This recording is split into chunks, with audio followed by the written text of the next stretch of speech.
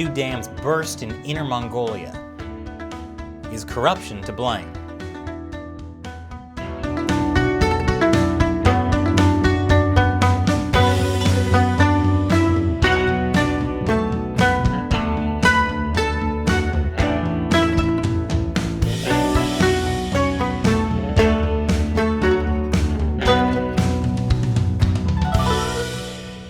Welcome to China Uncensored. I'm Chris Chappell. In July, you heard about the massive, deadly floods across China's Henan province. And last Wednesday, I showed you how the Chinese Communist Party put the blame where it really belonged, on foreigners. But there was another natural/man-made disaster in July that got a lot less coverage. In China's Inner Mongolia province, two dams collapsed after torrential rain.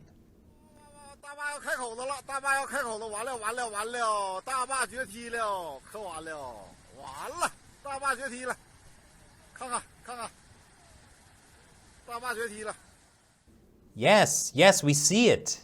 It's kind of hard to miss. The two dams that broke are called the Yong'an Reservoir and the Xinfa Reservoir. They're both in the prefecture of Inner Mongolia called Hulunbuir.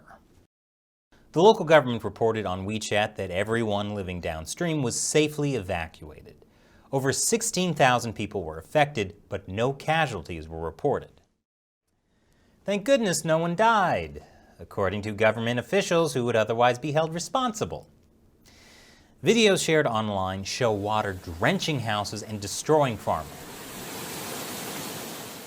But while naturally occurring heavy rains triggered flooding, the dams should not have burst. The Xinfa Reservoir and Yong'an Reservoir were reportedly reinforced in November 2016. But anyone familiar with Chinese tofu dreg construction knows that sometimes maintenance projects are not done up to standard because corrupt people cut corners to skim money.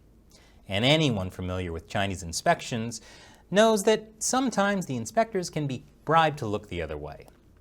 One official addressed this by saying, "Most of China's dams are managed by authorities at the grassroots level who are sometimes incapable of handling the maintenance work."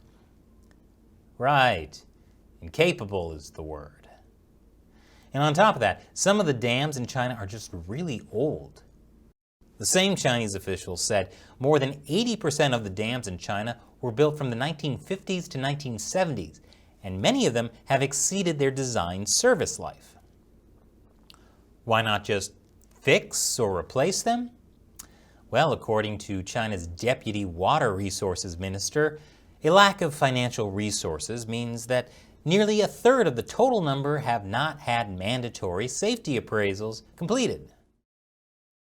You see, the Chinese government wants to keep its citizens safe, but they just don't have enough money to repair all the dams, after loaning out hundreds of billions of dollars to build infrastructure in other countries. Now that's a damn shame. And now it's time for me to answer a question from one of you, a fan who supports China Uncensored by contributing through the crowdfunding website Patreon. That Jason down the road asks, question, if CCP officials for some reason took responsibility for anything bad that happened to China, would their heads spontaneously combust due to violating their extreme doublethink? Well, that's a great question. Not about their heads exploding, but about taking responsibility. Fortunately, Uncle Bill, who also is a Patreon supporter, seems to have answered your question. Plan A, censor it so there is nothing to be responsible for. Plan B, blame foreign powers and stoke nationalism.